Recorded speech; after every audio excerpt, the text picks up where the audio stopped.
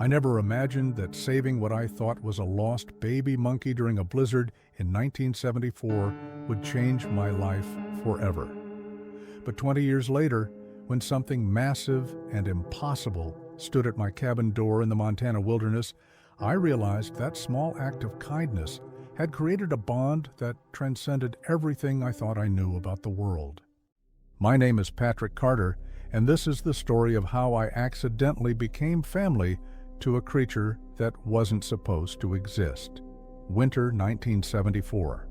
The blizzard hit the Bitterroot Mountains without warning on January 17, 1974. I was 32 years old, working as a radio operator and communications tower technician for the Forest Service, living in a small cabin about 12 miles outside of Hamilton, Montana. My job was to maintain the radio towers that kept rangers connected across the vast wilderness. And I was one of the few people who actually preferred the isolation. That morning, I'd driven my '71 Chevy C10 pickup up the mountain road to check on Tower 7, one of the remote installations that had been reporting intermittent signal issues. The truck's AM radio was playing Three Dog Night, Shambhala, and I was singing along badly, my thermos of coffee wedged between my legs, when the snow started. At first, it was just flurries. Within 20 minutes, it was a whiteout. I made it to the tower and did my repairs, a loose connection in the antenna array, nothing major. But by the time I finished, the road back down was barely visible. The wind was howling at what had to be 40 miles per hour, and the temperature had dropped to somewhere around 10 degrees Fahrenheit. I should have waited it out in the small equipment shed at the tower base. That would have been the smart thing to do, but I was young enough to still think I was invincible, and I had a date that night with Sarah Brennan from the general store, so I climbed into my truck and started the treacherous drive down. I made it about 3 miles before I saw something in the road. At first, I thought it was a deer or maybe a bear cub. But as I got closer, squinting through the snow-covered windshield, I realized it was something else entirely. Small, dark, and moving weakly in the middle of the road, already half covered in snow. I stopped the truck and grabbed my flashlight from the glove box. The beam cut through the swirling snow as I approached the small form. When I got close enough to see it clearly, my brain struggled to make sense of what I was looking at. It looked like a baby primate, maybe 18 inches tall, covered in dark reddish-brown fur that was matted with ice and snow. Its face was flatter than a monkey's, more human-like, with large dark eyes that looked up at me with what I could only describe as pleading intelligence. One of its legs was clearly injured, bent at an odd angle, and it was shivering violently. "What the hell are you?" I muttered, crouching down.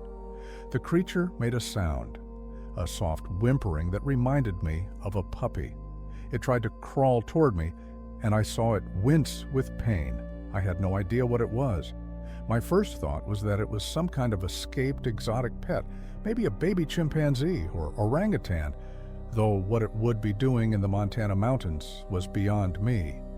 But it was clearly dying, and I couldn't just leave it there. I took off my heavy work jacket and wrapped the small creature in it, surprised by how light it was, couldn't have weighed more than 15 pounds. It didn't struggle, just nestled into the warmth of the jacket with what sounded like a sigh of relief. The drive back to my cabin took over an hour, the truck crawling through deepening snow. The whole time the creature stayed still, occasionally making small sounds. I kept one hand on the bundle, feeling its rapid heartbeat through the fabric. When I finally made it home, the cabin was blessedly warm. I'd left the wood stove going that morning. I carried my unexpected guest inside and laid it gently on the braided rug in front of the stove. Under the cabin's light, I got my first good look at what I'd rescued. It definitely wasn't any primate I'd ever seen in National Geographic. The proportions were all wrong. The arms were too long for its body. The feet were distinctly human-shaped but oversized, and the face, while covered in fine hair, had features that were disturbingly humanoid. "Okay, little guy," I said softly, "let's get you warmed up and see what we're dealing with." I heated water on my propane stove and used a clean cloth to carefully clean the matted fur, checking for injuries. Besides the obviously broken leg, there were several cuts and what looked like frostbite on the tips of its fingers and toes. The creature stayed remarkably calm during the examination, watching me with those large, intelligent eyes. The broken leg was the biggest problem. I'd done field first aid training for my Forest Service job, but I'd never set a bone on anything, let alone on a creature I couldn't even identify. Still, I had to try. I fashioned a splint from 2 paint stirrers and some medical tape from my first aid kit, working as gently as I could. The creature whimpered, but didn't try to bite or scratch me. When I finished, it looked at the splint with what seemed like curiosity, touching it carefully with one small hand. "There you go," I said. "That should help it heal straight." I made a makeshift bed out of old towels in a cardboard box and placed it near the stove. The creature crawled into it immediately, curling up with another of those relieved sighs. Within minutes, it was asleep. I sat at my small kitchen table with a cup of coffee, staring at the sleeping form and trying to figure out what to do. I should probably call the Forest Service or maybe a veterinarian, but it was after 9 o'clock at night, the blizzard was still raging outside, and honestly, I had no idea how to explain what I'd found. I decided to wait until morning. Whatever this creature was, it was safe and warm now. The rest could be figured out later. The creature slept for nearly 16 hours straight. I checked on it periodically throughout the night and the next morning, making sure it was still breathing, still warm. The blizzard continued to dump snow, and by dawn, there was at least 2 feet of fresh powder outside my door. When the creature finally woke up around noon, it was clearly hungry. I tried offering it various foods, bread, jerky, canned peaches, and discovered it seemed to prefer the peaches and some leftover oatmeal I had. It ate carefully, using its hands in a way that was remarkably human, bringing food to its mouth with precise movements. After eating, it crawled out of the box and began exploring my small cabin, limping on the splinted leg but managing to get around. It examined everything with obvious curiosity: my radio equipment, the books on my shelves, the photographs pinned to the wall. When it found my collection of vinyl records, it spent nearly 20 minutes carefully looking at each album cover. "You like music?" I asked, and the creature turned to look at me with what might have been interest. I put on a record, Carole King's Tapestry, and watched as the creature's whole demeanor changed. It sat perfectly still, head cocked to one side, completely absorbed in the sound. When "You've Got a Friend" started playing, it made a soft sound that was almost like humming along. Over the next 3 days, while the blizzard continued and then slowly tapered off, I shared my cabin with this strange visitor. I started calling it Little Bit because of its small size. Little Bit was remarkably intelligent. It learned to use the simple latch on the cabin door by the 2nd day, figured out how to turn the knobs on my radio by the 3rd, and seemed to understand when I talked to it, even if it couldn't talk back. The leg was healing remarkably fast. By the 4th day, Little Bit was putting weight on it, and by the end of the 1st week, it was barely limping at all. Whatever this creature was, it had an incredible capacity for healing. I still hadn't reported finding it. Every time I thought about calling someone, I imagined Little Bit being taken away, locked up in a zoo or a laboratory, studied and prodded and caged. The creature showed no signs of wanting to leave. It seemed perfectly content in the cabin, sleeping by the fire, listening to records and eating the simple meals I prepared. But I knew I couldn't keep it forever. This wasn't a pet. It was a wild animal, or whatever it was, and it belonged in the wild. Just as soon as the weather cleared and it was fully healed, I would have to let it go. 2 weeks after I'd found Little Bit, the weather finally broke. The temperature rose above freezing for the first time in days, and the roads became passable again. Little Bit's leg was completely healed, showing no sign of ever having been broken. The creature was active, healthy, and clearly ready for more than my small cabin could offer. On a clear, cold morning, I made the decision. I packed some food in a canvas bag, bundled up in my warmest clothes, and gestured for Little Bit to follow me. The creature looked at me with those knowing eyes and followed without hesitation. I hiked about 3 miles into the deep forest to an area I knew was rarely visited by humans. The snow was still deep, but Little Bit moved through it with surprising ease, its oversized feet acting like natural snowshoes. When we reached a dense grove of old-growth pines, I stopped. "This is it, Little Bit," I said, my voice rough with unexpected emotion. "This is where you need to be, wild, free, with your own kind, wherever they are." I opened the bag and left the food at the base of a large tree. Jerky, dried fruit, some hard candies, Little Bit had particularly enjoyed. The creature looked at the food, then back at me, then back at the food. "Go on," I said, fighting back the lump in my throat. "You're all healed up. You'll be okay out here." Little Bit approached the food slowly, picked up a piece of jerky, and ate it. Then it did something that made my breath catch. It walked over to me and placed one small hand on my leg, looking up at me with an expression I couldn't quite read. Gratitude? Sadness? Understanding? "You're welcome, little guy," I whispered. "Take care of yourself." I turned and started walking back toward my cabin, forcing myself not to look back. I made it about 50 yards before I couldn't help myself and turned around. Little Bit was sitting at the base of the tree where I'd left the food, watching me. When our eyes met, it raised one hand, a gesture that looked startlingly like a wave. I waved back, then turned and continued home, telling myself I'd done the right thing. Life returned to normal after that, or as normal as it could be after sharing your home with a cryptid. I never told anyone about Little Bit. Who would have believed me? I occasionally hiked out to the area where I'd left the creature, but I never saw any sign of it again. Sarah Brennan and I eventually went on that delayed date, and then many more. We got married in the fall of 1975, had 2 kids, Emma in 1977 and Jake in 1979, and built a good life together in Montana. I continued my work with the radio towers until the late 80s, when advancing technology started making my skills less necessary. The years passed. My kids grew up. Sarah and I settled into the comfortable rhythm of a long marriage.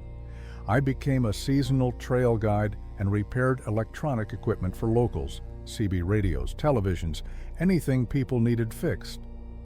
The cabin I'd lived in as a bachelor became a family home, expanded with additions as our family grew. By 1994, I was 52 years old. Emma was away at college in Missoula. Jake had just graduated high school and was working at a ski resort for the winter. Sarah and I had the house to ourselves for the first time in years. It was a cold November evening, 20 years and 10 months since that blizzard, when I heard the knock on my door. Not a normal knock, heavy, deliberate. 3 solid thumps that made the door shake in its frame. I was in my workshop at the back of the house repairing a neighbor's radio. Sarah had driven into town for her book club meeting. I was alone. I walked to the front door, puzzled. We didn't get many visitors, especially not after dark. Through the small window, I could see a massive silhouette, backlit by the porch light. "Who is it?" I called out. There was a pause and then a sound, low, rumbling, but unmistakably purposeful, almost like words, but not quite.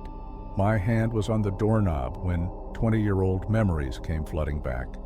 The blizzard, the small creature with intelligent eyes, Little Bit. My heart pounding, I opened the door. Standing on my porch was a Bigfoot, at least 7.5 feet tall, covered in thick, reddish-brown fur, with massive shoulders and arms that hung to its knees. But it was the eyes that I recognized, large, dark, and filled with that same intelligence I'd seen 2 decades ago. "Little Bit?" I whispered, my voice barely audible. The creature's mouth opened in what might have been a smile, and it made a sound, a gentle rumble that I somehow understood as affirmation. Then it spoke, in a deep, heavily accented voice that seemed to struggle with the words, "Patrick, friend, came back to thank you." I stood frozen in the doorway, looking up at the impossible creature that shouldn't exist, that I'd rescued as a baby 20 years ago. And I realized that my life was about to get very interesting again. For a long moment, I just stood there, my brain struggling to process what was happening. The creature I'd rescued as an 18-inch baby now towered over me, its head nearly touching the roof of my porch. The November wind carried its scent, earthy, like cedar and moss, and something wild that made every instinct scream that I was facing a predator. But those eyes, those same intelligent, gentle eyes. "Little bit," I said again, finding my voice. You can talk?" The creature nodded slowly, the movement almost human in its deliberateness. "Learned by listening to your kind. 20 years of listening."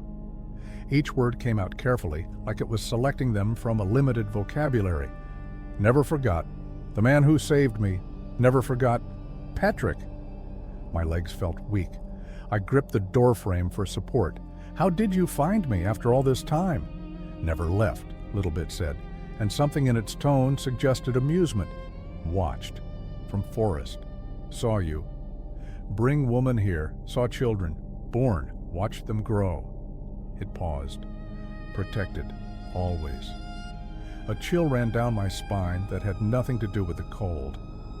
"You've been watching my family for 20 years?" "Protecting," Little Bit corrected gently. "Grizzly came close. 3 summers ago. I turned it away. Cougar stalked your son. 6 winters passed. I made noise. It left." The creature shifted its weight, making the porch boards creak. "You saved my life. I guard yours. Fair." I thought about Jake's story from years ago, about being followed by something during a camping trip but never seeing what it was, about strange sounds in the woods that scared off animals, about the time a bear had wandered near our property but had suddenly turned around and fled like something had spooked it. "Jesus," I whispered, "all this time?" "May I come in?" Little Bit asked, glancing past me into the warm cabin. "Cold tonight, and I have much to tell you." Every rational part of my brain screamed that this was insane. But the rest of me, the part that had spent 2 weeks with this creature as a baby, that had listened to Carole King with it, that had seen the intelligence in its eyes, that part won out. "Sarah's at her book club," I said, stepping aside. "She'll be back in about 2 hours. I don't know how to explain you." "I will leave before she returns," Little Bit said, ducking carefully through the doorway. Inside, it had to hunch significantly to avoid hitting the ceiling. Standing upright, it would have been close to 7 feet 6 inches, but hunched as it was, it still dominated the room. I closed the door and turned to face this impossible visitor. In the light of my living room, I could see Little Bit more clearly. The reddish-brown fur was thick and well-maintained, with streaks of darker color along the arms and back. The hands were enormous, easily twice the size of mine, with thick fingers that ended in what looked like flat nails rather than claws.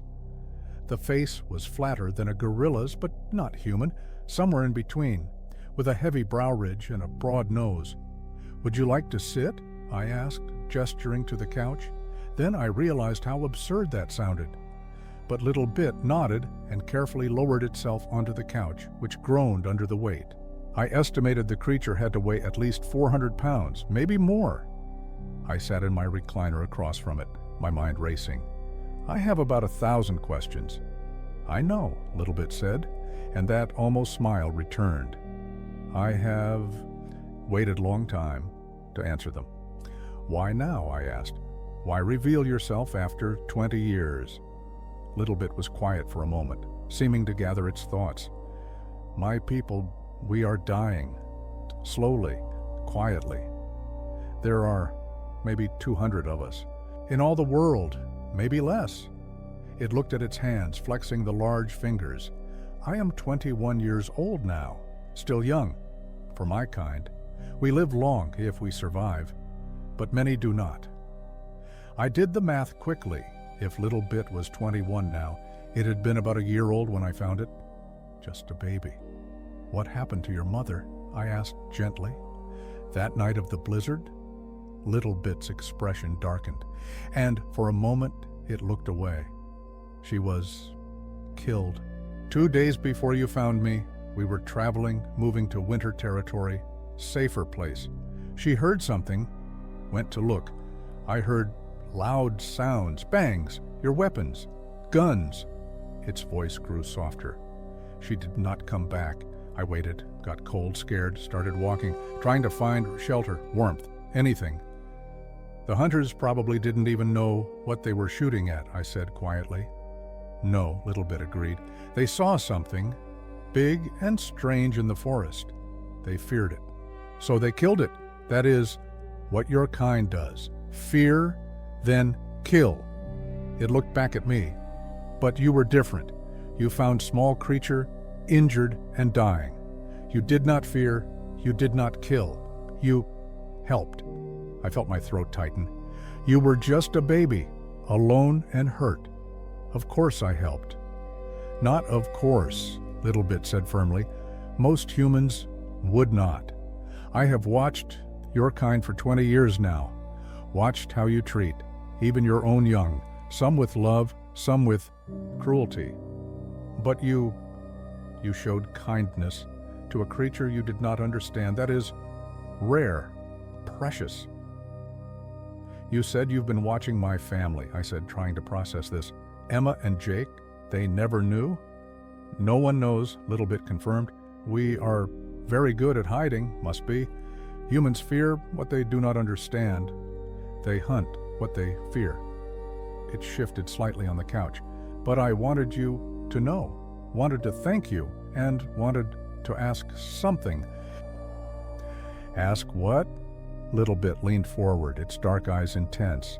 The world is changing too fast. When I was baby, when you found me, there were forests everywhere, places to hide, to live. Now, it gestured toward the window. Now your machines cut everything. Your roads go everywhere. Your houses spread like water. My people, we have nowhere left to go. I thought about the development I'd seen over the past 2 decades. The ski resorts expanding, the vacation homes spreading through the valleys, the logging roads pushing deeper into wilderness areas. Even here, in rural Montana, the wild spaces were shrinking. You're running out of room, I said quietly. Yes, Little Bit said, and winter comes, hard winter. I can feel it, in the air, in the way animals prepare, big snows, long cold. Some of my people, they will not survive. It paused. I came to ask if you would help. One more time. Help how? I asked, though I was already afraid of the answer. There are 3 of my kind nearby. An elder. She is sick, very old. She knew my mother. Helped raise me after you returned me to forest. A mother with young one. They need shelter, warmth, food, just for the winter. Then they will go back to the deep forest. But if they stay outside, in the cold, they will die. I stood up, pacing the small living room. Little Bit, I have a family, a wife. My kids come home for holidays. How would I explain 3 Bigfoots living on my property? Not in-house, Little Bit said quickly. There is old shed behind your property where you keep broken machines. They could stay there. I would bring food. You would just allow it. Keep your family away for 1 winter. I thought about the old equipment shed, about 50 yards from the house. I'd built it years ago to store lawn equipment, old electronics I meant to repair someday, random junk. Sarah never went out there. She called it my graveyard of projects. And after winter, I asked. They leave, Little Bit said. Go north, to Canada, deeper wilderness, less humans, safer. It stood up, having to hunch significantly. The elder, she taught me much. After you released me, she found me, alone in forest, showed me how to survive, how to hide, how to be my people. Without her, I would have died. Now she is old, dying. I must repay the kindness. just as I repay yours. There was something profound in that, this cycle of kindness and debt, of beings caring for each other across impossible divides. How old is the baby? I asked. 1 year, Little Bit said. Same age. I was when you found me. The mother, she is young, only 8 years old, still learning. She is scared of winter, of losing her child, like my mother lost me. The parallel was impossible to miss. A young mother, barely more than a child herself, trying to keep her baby alive through a harsh winter, just like Little Bit's mother had been trying to do before hunters killed her. I ran my hand through my graying hair, thinking about Sarah, about Emma and Jake, about what I was being asked to risk. If anyone found out, my life would become a circus. Government agencies, scientists, media, they'd all descend on us. My family's privacy would be destroyed. But I looked at Little Bit, at this creature I'd saved 20 years ago, and I thought about an injured baby in the snow, about a mother who'd been killed by hunters who didn't know what they were shooting, about a species quietly going extinct while the world pretended they didn't exist. How sick is the elder? I asked. Very, Little Bit admitted. She has seen maybe 90 winters, very old, for my kind. This will be her last. But if she has warmth, shelter, she can die. With dignity, not frozen, not alone. And the mother and baby will be okay after winter? Yes, Little Bit said. Mother is strong, learning fast. Baby is healthy. They just need help through the cold months. Then they can survive on their own. I thought about Emma and Jake when they were babies, about the fierce protectiveness I'd felt, about what I would have done to keep them safe and warm. Species didn't matter when it came to protecting your young. Okay, I heard myself say. They can use the shed, but you have to promise me something. Anything, Little Bit said immediately. No one can know. Not Sarah, not my kids, not anyone. If this gets out, it won't just affect me, it'll affect you and your people. Every hunter and researcher in the country will come looking. You understand? Yes, Little Bit said. We will be like ghosts. You will barely know we are there. And after winter, they leave. No arguments, no delays. Come spring, they go north. You have my word, Little Bit said solemnly. On my life, on my mother's memory. I nodded, still not quite believing what I was agreeing to. When will they arrive? 3 days, Little Bit said. I will prepare the shed, make it comfortable, warm. You just do not lock the door, do not come inside. I will manage everything else. What about food? You said you'd bring it, but I hunt, Little Bit said simply. Deer, elk, I have stored much meat, dried, smoked.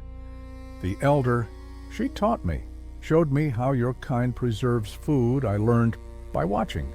I also gather roots, berries, pine nuts. We will not starve. I walked to the window, looking out at the dark forest beyond my property. Somewhere out there were more of Little Bit's kind, struggling to survive in a world that was leaving them behind. There's one more thing, I said, turning back. You said you learned to speak by listening to humans for 20 years. Did you learn from my family, from listening to us? Little Bit nodded. Yes, your voice was the first I knew when you sang in the truck, when you talked to me in the cabin. I remembered, and I listened. As you talked to your wife, to your children, I learned how humans speak, how they think, how they love. That's a little unsettling, I admitted, knowing you've been listening all this time. I am sorry if it disturbs you, Little Bit said, but it is how I survived, how I learned. Your family, you taught me, not just language, but kindness. You showed me that some humans are different, that some can be trusted. A car engine sounded in the distance. Sarah's station wagon. Little Bit heard it too, its head turning toward the sound with almost supernatural awareness. She returns early, Little Bit said, moving toward the door. I must go. Wait, I said. How do I contact you if I need to? Little Bit paused at the door. You do not. I am always close, always watching. If you need me, just go to the forest. Call my name, the name you gave me. I will hear. I will come." "Little bit," I said, feeling the weight of the moment. "Thank you for protecting my family for all these years." The creature looked back at me, and in its eyes I saw something profound. Not just intelligence, but gratitude.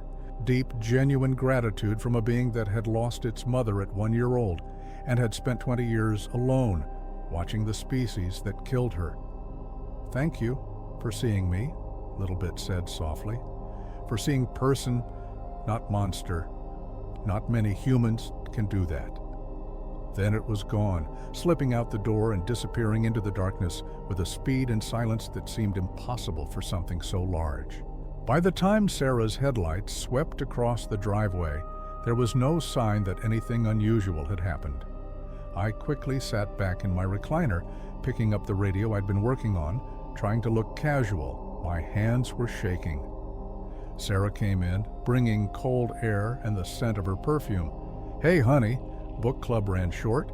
Karen had to leave early for some emergency with her mother. She kissed the top of my head. "How was your evening? Get that radio fixed?" "Yeah," I said, my voice surprisingly steady. "Just a loose connection, nothing major." "Good." She hung up her coat. "I'm going to make some tea. Want some?" "Sure," I said, watching her walk toward the kitchen, completely unaware that the entire world as she understood it had just shifted. As I listened to her put the kettle on, humming some tune from the radio, I thought about the shed behind our house. In 3 days, it would become shelter for creatures that weren't supposed to exist. For an entire winter, I would be harboring what most people considered myth or hoax or delusion, and I couldn't tell anyone, especially not the woman I'd shared my life with for nearly 20 years. I looked out the window toward the dark forest and wondered what I'd just gotten myself into. The next 3 days were torture. I went about my normal routine, repairing a broken television for the Hendersons, guiding a small group of hunters through the lower trails, helping Sarah winterize the garden, all while my mind churned with what was coming. I found excuses to visit the old equipment shed, ostensibly to organize it. Sarah seemed pleased that I was finally doing something with what she called my junk heap. If only she knew what I was really preparing for. The shed was about 20 feet by 15 feet, with a slanted roof and rough wooden walls I'd built myself back in 1982. It was insulated. I'd done that much right when I built it, but it had no heat source. I couldn't install anything without Sarah asking questions, so I settled for bringing out old blankets, tarps, and some camping gear I claimed I was storing for the winter. On the third night after Sarah had gone to bed, I made one final trip to the shed. I brought a battery-powered lantern, some plastic containers I'd filled with dried foods, and a large water jug. I arranged everything in the corner, trying to make it look natural, like I'd just been storing camping supplies.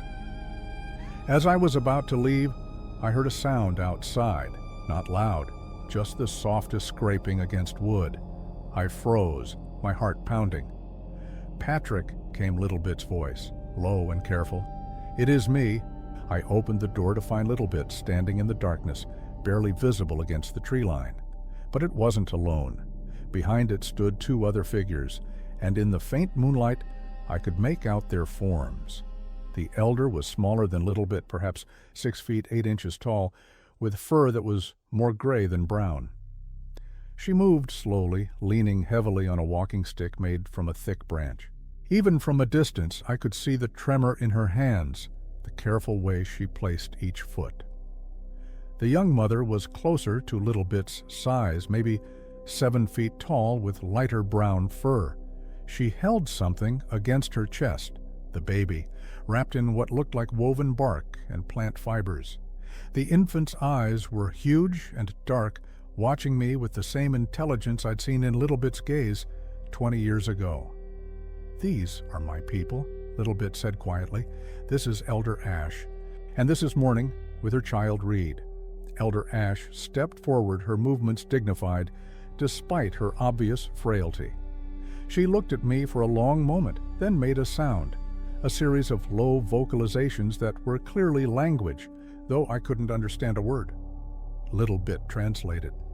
She says, "You are the one who saved the orphaned child, the one who showed kindness when none was expected." She says her people are in your debt. "No debt," I said, feeling awkward. "You're welcome to the shelter. That's what matters." Morning, the young mother, made a similar sound, softer and higher-pitched. Little Bit translated again. She says, "Thank you for protecting her child. She knows what it means to trust a human. She knows the risk." I looked at the baby, Reed, and saw it watching me with solemn eyes. It was tiny compared to the adults, maybe 2 feet tall, covered in fine brown fur. One small hand reached out toward me, fingers opening and closing. "How old is Reed?" I asked. 13 months, Little Bit said. "Old enough to walk, but still very young, very vulnerable." I nodded toward the shed. "It's not much, but it's dry and insulated. I brought blankets, some food, water. The door doesn't lock from the outside, so you can come and go as needed. Just, please be careful. My wife sometimes walks the property in the mornings." "We will be invisible," Little Bit promised, "like shadows, like wind." Elder Ash spoke again, and Little Bit translated. She asks, "May she see inside?" "Of course," I said, opening the shed door wider and gesturing them in. The 3 Sasquatches moved into the shed with surprising grace. Elder Ash examined everything carefully, the blankets, the food containers, the lantern. She ran her hand over the wooden walls, testing their strength. Then she turned to me and spoke directly, her voice reedy but clear. "Good," she said, in heavily accented English that was even more labored than Little Bit's. "Safe, warm, you honor us." I was startled to hear her speak English. Little Bit noticed my expression and explained she learned some words long ago from trappers. She does not use often, but she understands much.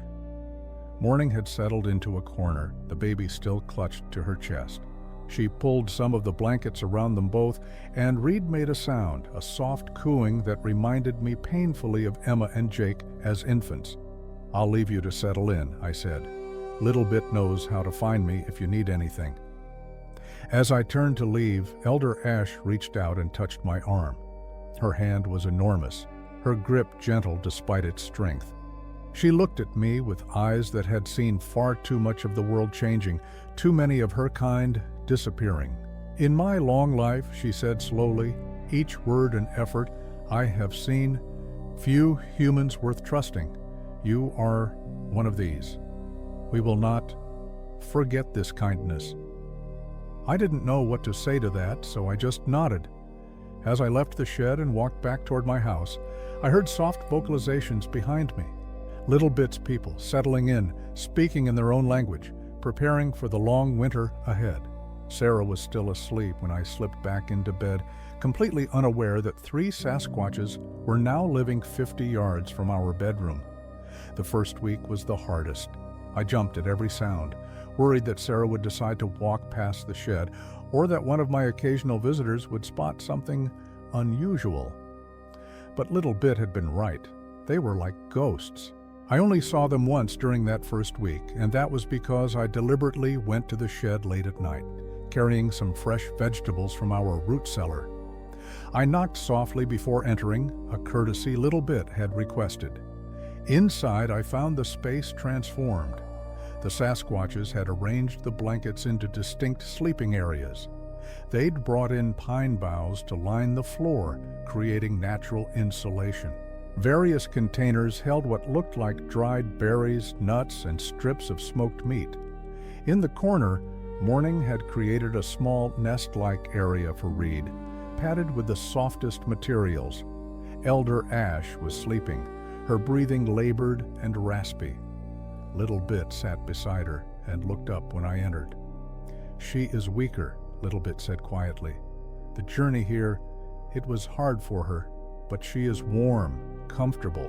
That is, more than she would have in the forest." "Oh, how can I help?" I asked, keeping my voice low. "You already are," Little Bit said, "just by allowing this. By giving us safety. Morning was nursing Reed in the corner, and she watched me with cautious eyes. The baby fed eagerly, making small, satisfied sounds. I brought some vegetables, I said, placing the basket I'd carried on the floor. Carrots, potatoes, some apples. I wasn't sure what you could eat. We eat many things, Littlebit said, like bears. Meat, fish, plants, berries. We are, what is the word? Omnivores. Right, I said, smiling despite the surreal nature of the conversation. Of course you are. Littlebit picked up an apple and examined it carefully, then took a bite. The crunch was surprisingly loud in the quiet shed. Good, it said. Sweet. Thank you. Elder Ash stirred, her eyes opening. She looked at me and spoke in her language. Littlebit translated.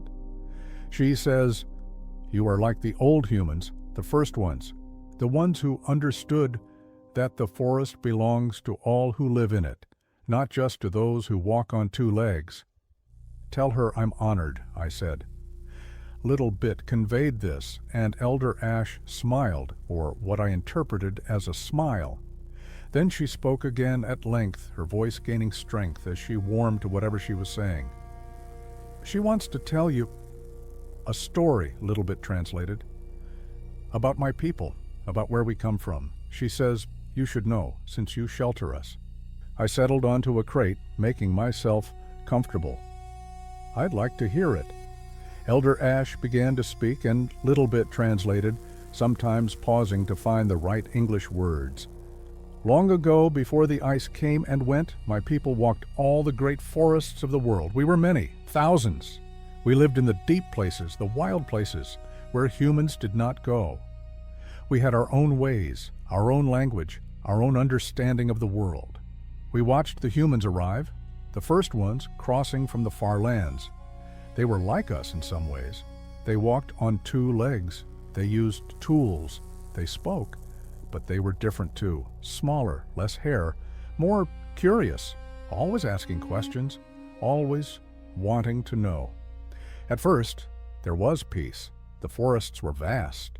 There was room for all. Some of my people even helped the first humans, showed them which plants were safe to eat, warned them of dangers. There are old stories of friendships, of trust. But then humans grew in number. They spread everywhere. They made fire and used it to clear the forests. They hunted all the animals, not just what they needed. They built villages, then towns, then cities, and the wild places. They grew smaller. My people retreated deeper into the forests, higher into the mountains. We learned to hide, to move like shadows, to never be seen, because the humans, they changed. They forgot the old ways. They forgot that we existed. And when they did see us, they hunted us, killed us, took our bodies to show others. So we became invisible. We survived by being forgotten, by becoming myth, by letting humans believe we were just stories to frighten children. And our numbers, they fell, and fell, and fell. Elder Ash paused, breathing heavily. Littlebit waited patiently, then continued translating. Now we are so few that every birth matters, every child is precious. Every elder holds knowledge that cannot be lost. We are dying, not quickly, not violently, but quietly, slowly, fading, like morning mist. In another 100 years, maybe less, we will be gone, and humans will never know that we were real. The shed was silent when the story ended. I felt the weight of it, an entire species quietly going extinct, erased from the world not by catastrophe, but by the slow, relentless spread of humanity. I'm sorry, I said, knowing how inadequate the words were. Elder Ash spoke again, and Littlebit translated. She says, "It is not your fault. You are one human, one kind heart. But your kind as a whole, they do not see what they destroy. They do not understand what is being lost. Is there anything that can be done?" I asked. "To save your people?" Littlebit was quiet for a moment, then said, "We would need what you would need: space, safety, freedom from being hunted, but also we would need humans to know we exist, to protect us, to care. It looked at me sadly. But if humans know we exist, they will hunt us, study us, lock us away. It is an impossible problem. I understood then the terrible bind they were in.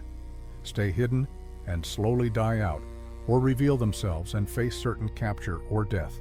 There was no good option. For now, I said, you have this place. For this winter. That's something. Yes, Little Bit agreed. It is something, and sometimes something is enough. As December deepened into January, I fell into a routine. Every few days I'd bring food to the shed, vegetables from our stores, meat from my hunting, sometimes bread or other goods I could take without Sarah noticing. I'd stay for short visits, usually late at night, checking on everyone's well-being. Elder Ash was failing. Even I could see it. She slept more and more, ate less and less. But she seemed at peace, warm and safe in the shed, surrounded by her people. Reed, on the other hand, was thriving. The baby was growing rapidly, becoming more active and curious. During one visit, Reed crawled over to me and grabbed my finger with surprising strength. The baby's eyes were bright and inquisitive, studying me with the same intensity Little Bit had shown 20 years ago. Reed likes you, Morning said, the first time she'd spoken directly to me. Her English was rough but understandable. Trusts you, that is, rare. Good. I'm glad, I said, gently extracting my finger from Reed's grip. How are you doing? Is there anything you need? Morning considered this. Warm, fed, safe. That is more than I hoped for. More than most of my kind have. I am grateful. Where's Reed's father? I asked, then immediately worried I'd overstepped. But Morning didn't seem offended. Gone, she said simply. Hunters last spring. He was protecting us, drew them away. They followed. We heard guns. He did not come back. God, I'm sorry, I said. I'm so sorry. You're kind, Morning said, not unkindly, but matter-of-factly. Always with the guns, always with the fear. They see something they do not understand, and they shoot. She looked at Reed, who was now examining a pine cone with intense focus. But you are different. You see us, and you help. I do not understand why, but I am grateful. Over the following weeks, I learned more about my secret guests. Little Bit taught me some of their language, simple words for things like water, food, danger, friend. Elder Ash, on her better days, would tell me stories about the old times, about places that no longer existed, about a world where their people had been more than shadows. The hardest part was keeping the secret from Sarah. She noticed I was going out at night more often, and she asked about it a few times. Just checking the property, I'd say, making sure everything's secure before the big snows hit. You've been doing that a lot lately, she observed one evening, as I pulled on my boots. The bears have been active, I lied. Want to make sure they're not getting too comfortable near the house. She accepted this, though I could see a flicker of concern in her eyes. Sarah had always been perceptive. I hated lying to her, but what choice did I have? Emma came home for Christmas break, and Jake arrived a few days later. Having them in the house made visits to the shed nearly impossible. I managed one brief trip late on Christmas night, carrying leftovers from our dinner: turkey, mashed potatoes, stuffing. Little Bit met me at the door, its massive form barely visible in the darkness. Thank you, it whispered.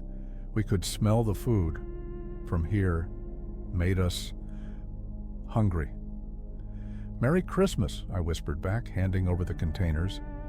Christmas, Little Bit repeated thoughtfully. The celebration of kindness and giving. Yes. Merry Christmas, Patrick. You give us the greatest gift, life. As I walked back to the house, where my family was laughing and playing board games by the fireplace, I felt the strange duality of my existence. Here, in the warm glow of my home, everything was normal. 50 yards away, in a dark shed, creatures that shouldn't exist were eating our Christmas leftovers. I was living in two worlds simultaneously, and I couldn't tell anyone about it. January brought the big snows Elder Ash had predicted.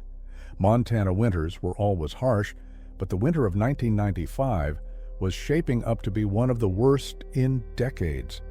By mid-January, we had over 4 feet of snow on the ground, with temperatures regularly dropping below zero at night. I was grateful the Sasquatches were in the shed and not trying to survive in the open forest. But the extreme weather brought new challenges, primarily how to keep my increasingly frequent trips to the shed from arousing Sarah's suspicion. "You're going out again?" Sarah asked one evening as I pulled on my heavy coat. "Patrick, it's 10 below out there." "Just want to make sure the shed roof isn't collapsing under the snow weight," I said, hating how easily the lies came now. "Built that thing 12 years ago. It's seen a lot of winters." "Can't it wait until morning?" she asked, and there was something in her tone, not quite suspicion, but definitely concern. "I'll just be a few minutes," I promised, kissing her cheek. "I'll be right back." Outside, the cold hit me like a physical blow. The snow crunched under my boots as I made my way to the shed, carrying a thermos of hot soup and some bread wrapped in cloth. The path I'd worn over the past month was clearly visible, and I made a mental note to obscure it better before Sarah noticed. When I reached the shed, I gave the usual soft knock before entering. The interior was warmer than outside, but still cold, probably around 40 degrees. The Sasquatches had done what they could, blocking gaps in the walls with pine boughs and moss, but there was only so much that could be done without drawing attention. Elder Ash was worse. She lay in her corner, wrapped in every blanket we'd provided, her breathing shallow and labored. Little Bit sat beside her, holding one of her hands. Morning and Reed were huddled together in their area, the baby sleeping peacefully against its mother's chest. "How is she?" I asked quietly.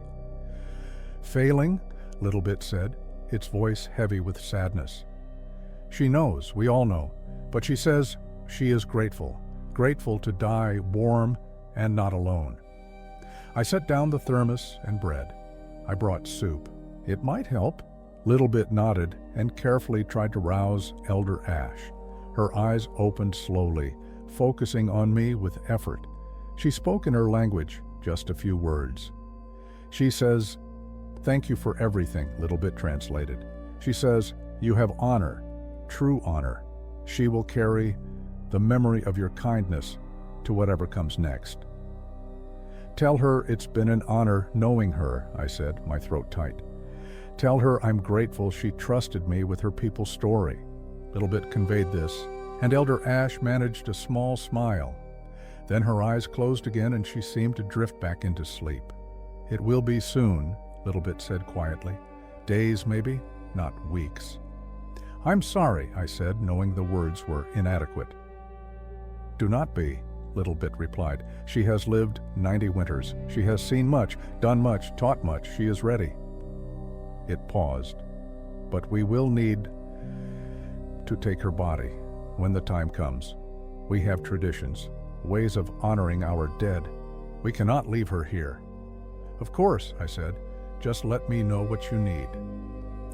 I stayed for another hour, helping Morning feed Reed some mashed vegetables I'd brought, teaching the baby a simple hand-clapping game that made it chortle with delight.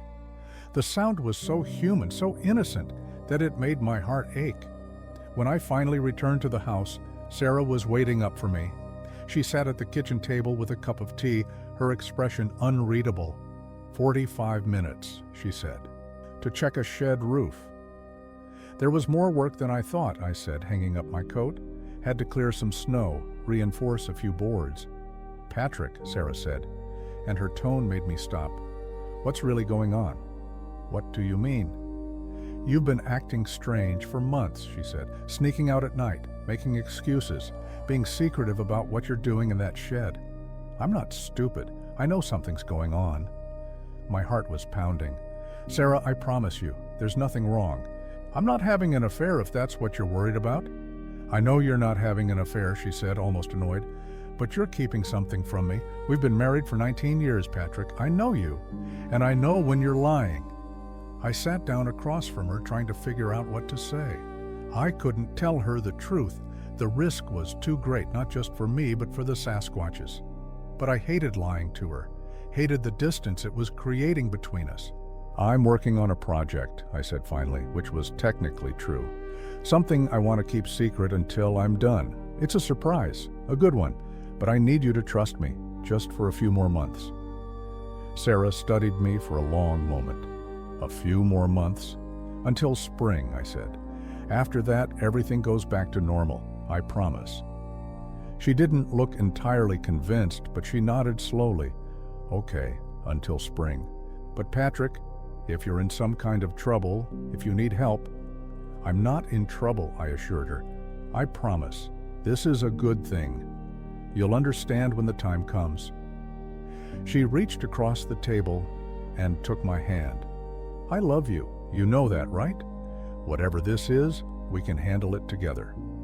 "I love you too," I said, squeezing her hand. And I meant it, but I still couldn't tell her the truth. Elder Ash died on a bitter cold night in late January. I didn't know about it until the following morning, when I made my routine check and found Little Bit waiting outside the shed. "She passed in the night," Little Bit said, "peacefully, in her sleep. Morning sang for her the old songs. She went, hearing the songs of our people." "I'm so sorry," I said. "What do you need from me?" "Nothing," Little Bit said. "We will take her, tonight. Deep into the forest, there is a place, a sacred place, where our dead go. We will lay her there, return her to the earth." "Will you all go?" I asked, concerned about Morning and Reed making such a journey in this cold. "Just me," Little Bit said. "I am strongest. I will carry her. Morning and Reed will stay here. Keep warm. I will return before dawn."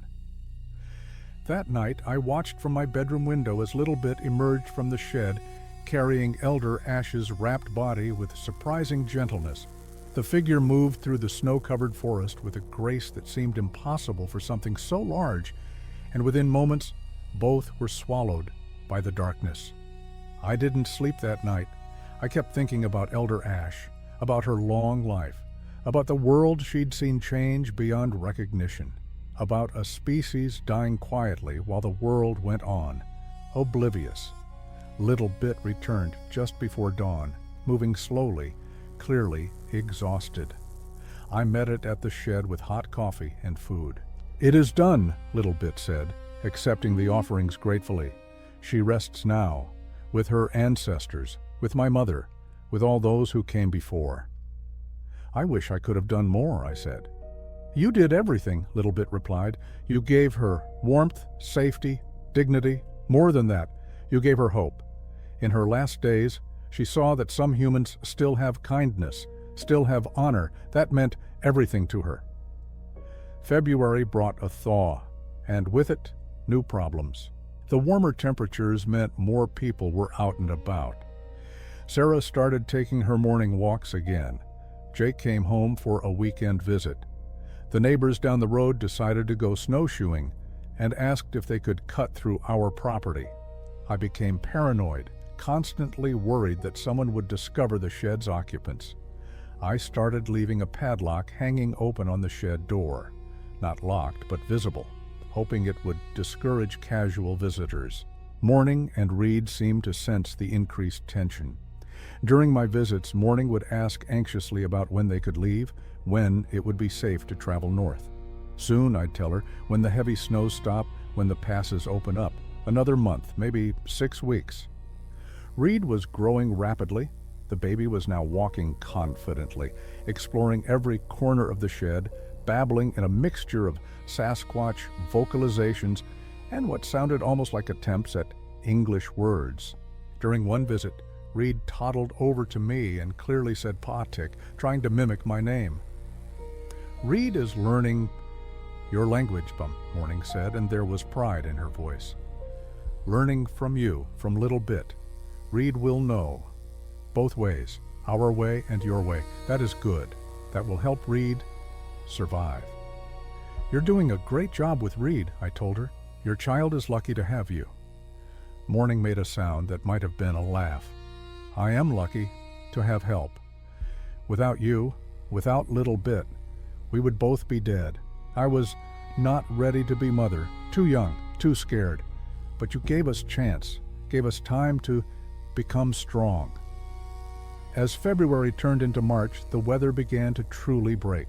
The snows became less frequent, the temperatures rose above freezing more often.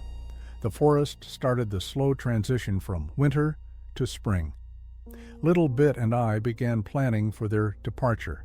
We studied my topographic maps, plotting a route north that would avoid human settlements and major roads. The plan was to travel at night, moving through the deepest wilderness, aiming for the Canadian Rockies, where there were still vast stretches of uninhabited forest. "It will take many weeks," Little Bit said, tracing the route with one large finger. "Maybe 2 months. We must move slowly because of Reed, but we will make it. We must." "I'll miss you," I said, surprising myself with the admission. "All of you. This has been an incredible experience." "We will miss you too," Little Bit said. "You have been more than helper. You have been friend, family. That is rare, precious. I will never forget." "Will I ever see you again?" I asked. Little Bit was quiet for a moment. "Perhaps, if I am ever this way, if it is safe, I will come. I will let you know that we made it, that we are surviving." It paused. "But you should not hope for this. Hope is a dangerous thing. Better to let us go, and remember this time as gift." But I did hope. I couldn't help it. The crisis came in mid-March on what should have been an ordinary Saturday. Sarah had driven into town for groceries. I was in the shed helping Little Bit prepare supplies for the journey north when I heard a truck engine approaching. I looked out through a gap in the wall and felt my blood run cold. It was Dale Morrison, one of my trail clients from last summer, and he was parking right in front of the house. I'd completely forgotten he'd mentioned possibly stopping by to book some spring fishing trips. "Someone's here," I hissed a Little Bit. "Stay quiet. Don't move. Don't make a sound."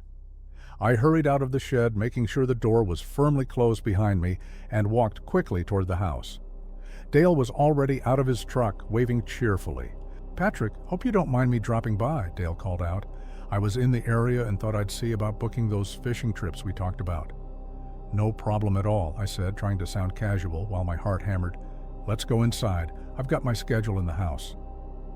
But Dale was looking past me toward the shed. "You know, I think I left my tackle box here last summer. I meant to grab it before winter. Mind if I check the shed? I think that's where I left it." Every alarm in my brain went off. "Actually, that shed's pretty full right now. I've been using it for storage. Why don't you let me check later and "It'll just take a second," Dale said, already walking toward the shed. "I know right where I left it." I moved to intercept him, but he was already at the door, reaching for the handle. "Dale, wait. I really don't think—" He pulled the door open. For a second that felt like an eternity, Dale stood frozen in the doorway.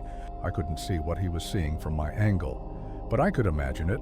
Little Bit, Morning, and Reed, all exposed in the afternoon light streaming through the open door. Then Dale stumbled backward, his face white, his mouth working soundlessly. He pointed at the shed with a shaking hand. "What the hell? What the hell?" He managed to get out. I grabbed his arm, my mind racing. "Dale, listen to me. I can explain—" There are things," he stuttered, backing toward his truck. "In there. What are they? What the hell are they?" Little Bit appeared in the doorway, and Dale's eyes went even wider. The 7.5-foot Sasquatch ducked out of the shed, standing to its full height, clearly visible in broad daylight. "Please," Little Bit said, its deep voice clear in the quiet afternoon, "please do not be afraid. We mean no harm." Dale made a sound like a strangled scream and bolted for his truck. He fumbled with his keys, dropped them, snatched them up again, all while making panicked noises. I ran after him. "Dale, wait, just let me explain." But he'd gotten the truck started and was already throwing it into reverse. He peeled out of the driveway, spraying gravel, and was gone, his taillights disappearing down the road. I stood in the driveway watching him go, my entire world crumbling around me. Within hours, maybe less, the entire county would know, the authorities would come, scientists, media. My quiet life would be over.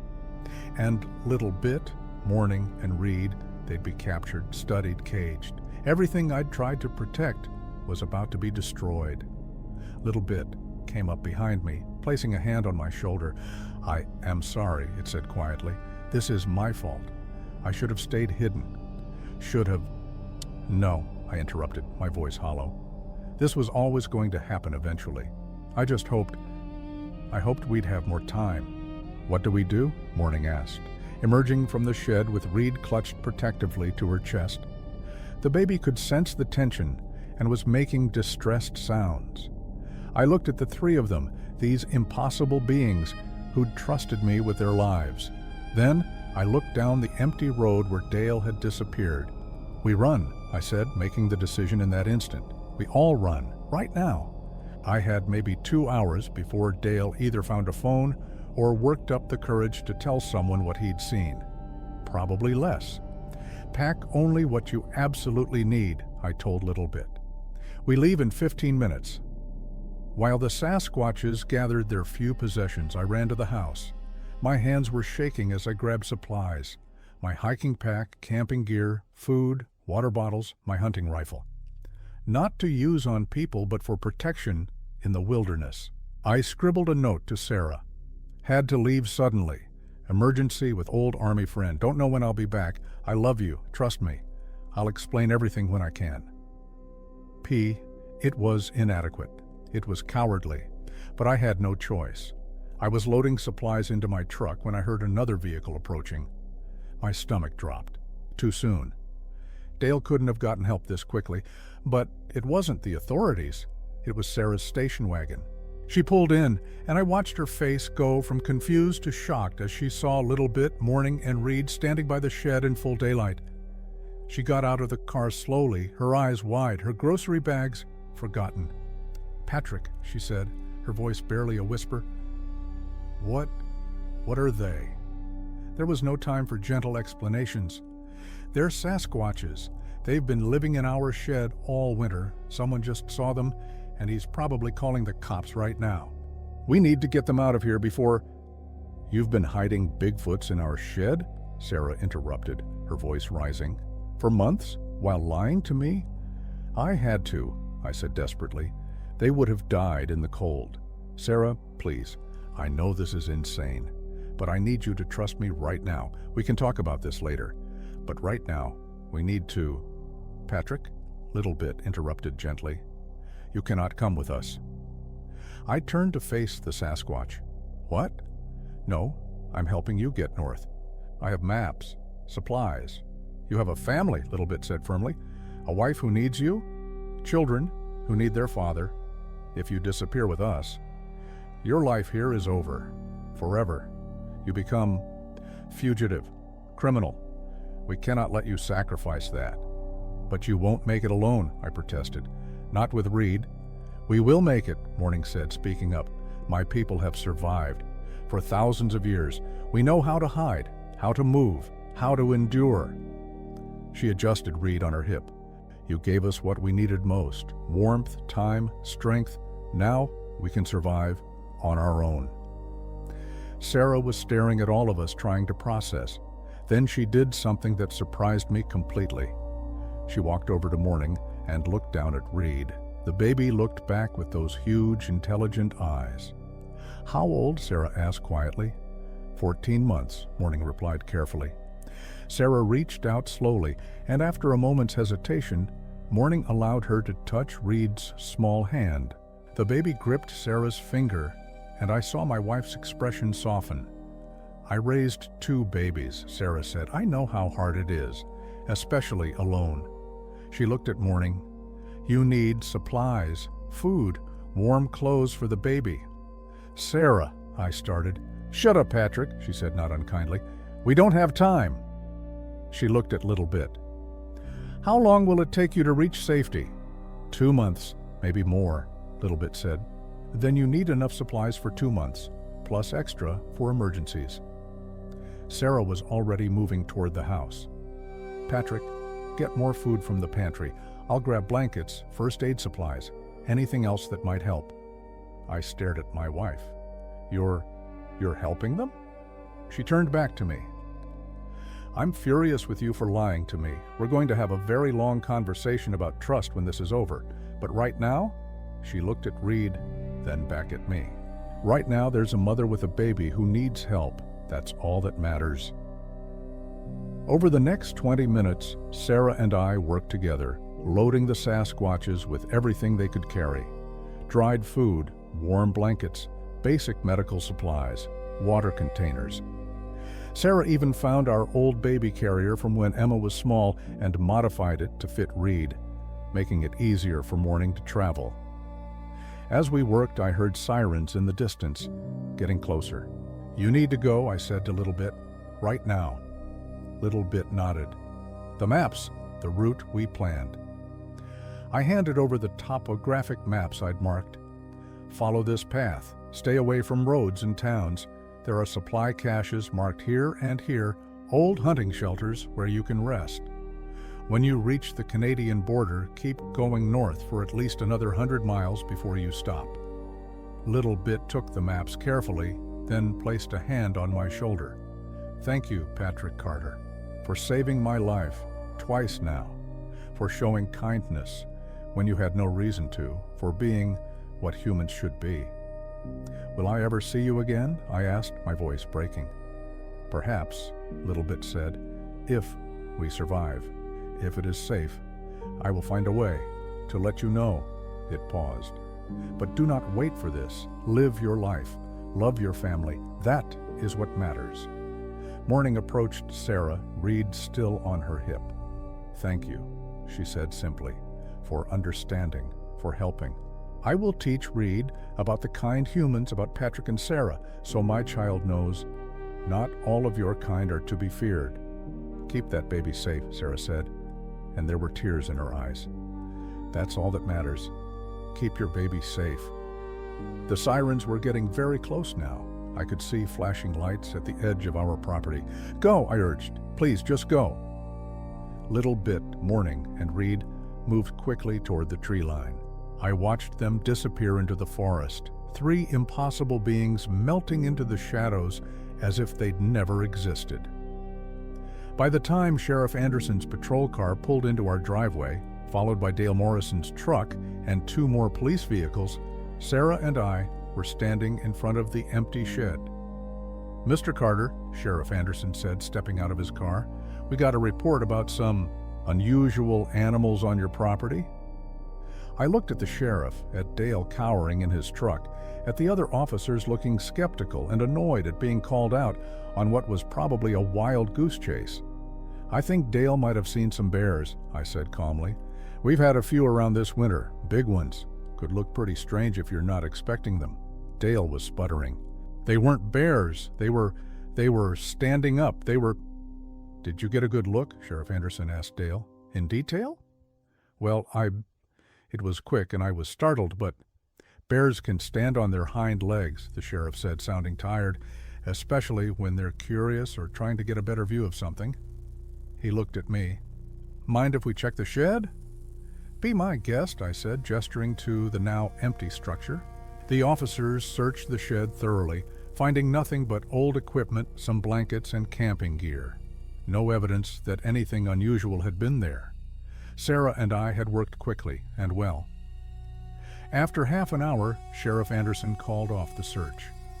I think we're done here, folks. Dale, you probably saw some bears and your imagination did the rest. It happens. After they all left, including a still protesting Dale, Sarah and I stood in our driveway in the gathering dusk. The forest was quiet, peaceful, showing no sign of the 3 beings who disappeared into its depths. Are they going to make it? Sarah asked quietly. I don't know, I admitted, but they have a better chance than they did before. Sarah was quiet for a long moment. Then she said, when this is all over, when things calm down, You're going to tell me everything, from the beginning, the whole story. I will, I promised. Every detail. And Patrick? She looked at me. No more secrets. Ever. No more secrets, I agreed. We stood together looking at the forest, both of us wondering if we'd ever know what happened to our impossible guests. 3 months later, I was repairing a radio in my workshop when I heard something at the window. I looked up to see a small carved figure sitting on the sill, a tiny wooden bear rendered in exquisite detail. I rushed outside, scanning the tree line, but saw nothing. Just the forest, quiet and still, in the early summer evening. But the carving was real, warm from being recently handled, and underneath it was a small piece of birch bark with marks scratched into it. Not English words, but simple pictures, 3 figures standing together, safe and whole. And above them, a symbol I'd learned during those winter months, the Sasquatch word for thank you.